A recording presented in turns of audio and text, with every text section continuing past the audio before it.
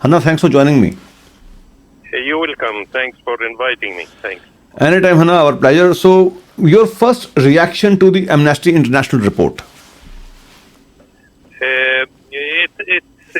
We were pleased that finally, after 73 years or almost 74 years of our dispossession and our losing our country, what we called the Nakba in 1948, Right. that they reached to this conclusion that Israel is an apartheid system. Right. We've been saying that from day one, since we were uprooted from our homeland, and since Israel was established on the rubble of our hometowns and villages, really. Absolutely. So it's about time that this comes again, coupled with the other human rights organization, whether in Israel or the internationally, like Human Rights Watch, and the Israeli also human rights, which are really Israeli human rights groups, Yashdin and B'Tselem, they both issued a report saying that Israel is an apartheid system. Right. And the Amnesty International is a well-known organization, and this report will help really explain our cause and help solidify the solidarity movement. Right. Because in its 280 pages report, it clearly shows the extent of the apartheid system in Israel. Certainly. And they call it, the title of the report is called Israel's Apartheid Against Palestinians, Cruel System of Domination and Crime Against Humanity. I mean, you can't have stronger words than that. Cruel system of domination and crime against humanity. Right. And also, this report traces the root causes of what happened all the way back to 1948, Right. and shows that it is part of the Zionist ideology that Israel was established upon. Absolutely. As the Zionist ideology, which is really a settler colonialist ideology, and it shares with other settler colonialism and other colonialist venture the supremacist nature and the racist nature that's embedded in this ideology. Right. Now, what are some of the major highlights of the report? Highlights of the report? Yeah, in relation to the current ground realities, what are some of the major highlights or takeaways from the report? Basically, there is discrimination on many levels inside Israel. When Israel was established, for example, and embedded in the law, the law of return, for example, and this only applies to Jews all over the world. Even if you're not born in Palestine, the law of return allows you to immediately gain citizenship inside Israel.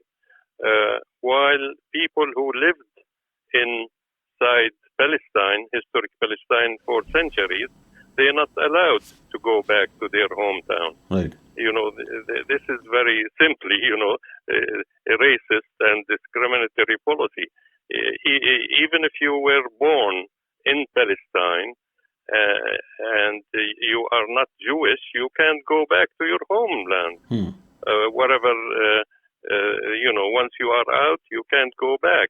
And this shows, how the Israel is exclusive ideology that only prefers one group of people against the other.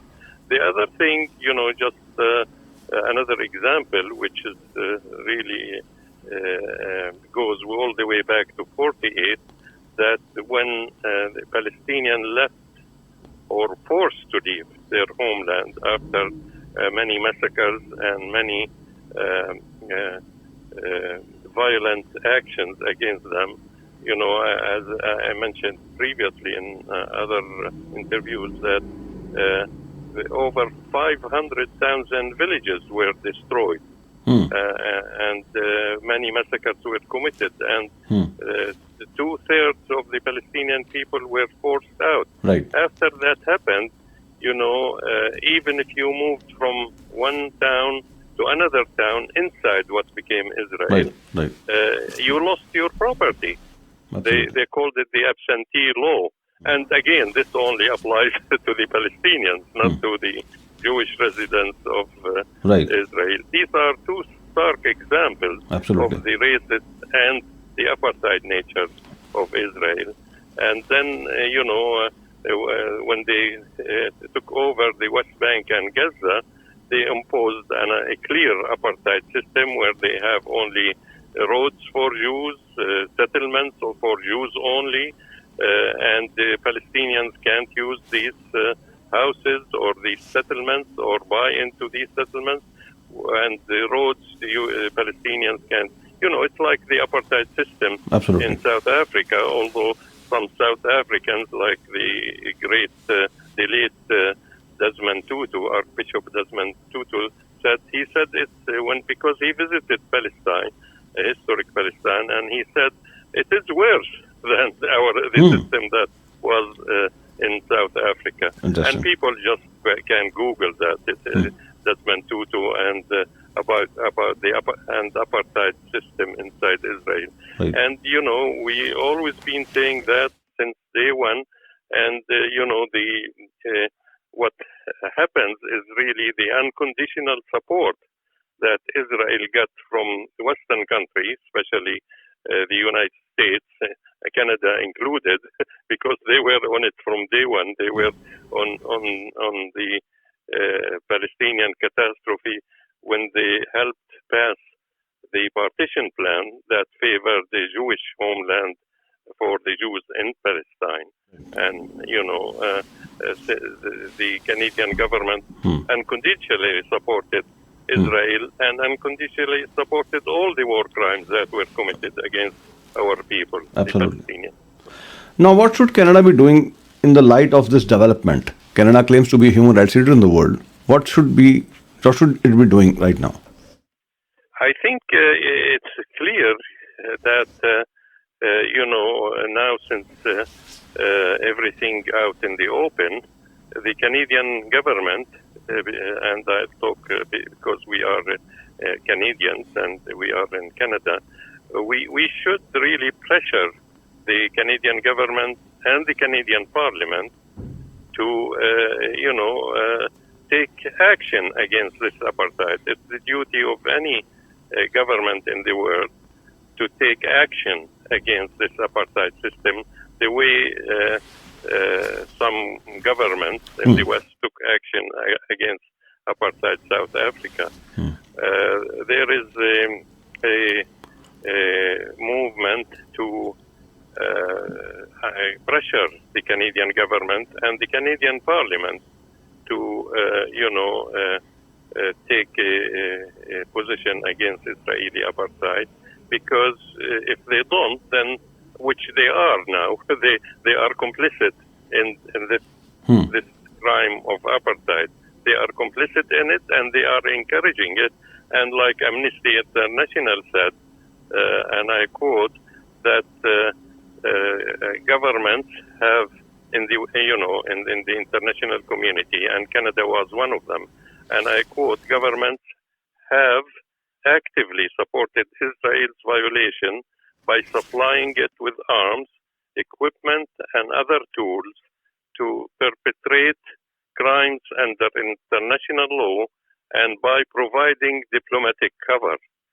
That's a quote from Amnesty International report, which, and it just fits perfectly on Canada and the Canadian government, because they not only gave diplomatic cover for these war crimes, they also assisted this war crime to happen, whether economically or militarily. Canada is complicit in sending arms and equipment to Israel. Absolutely. And also we have the free trade agreement, which helps Israel to maintain its domination of the Palestinian people. In addition to that, there is hundreds of Zionist organizations that sends money to Israel and even to the military inside Israel that have tax-deductible status. So, I mean, Canada, to its ear, is into this crime, and this crime of apartheid that Israel is exercising against the Palestinian people.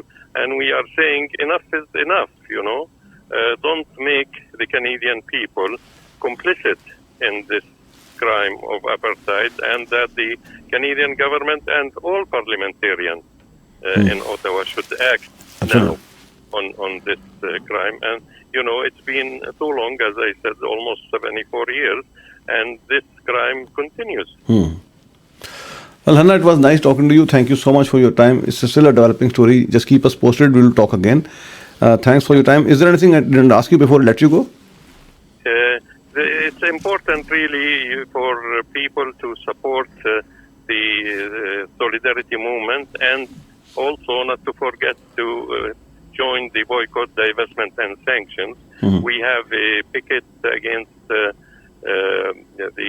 liquor stores, the government liquor stores that still carry wines produced in the occupied Palestinian territories and from the occupied Golan Heights. It will be this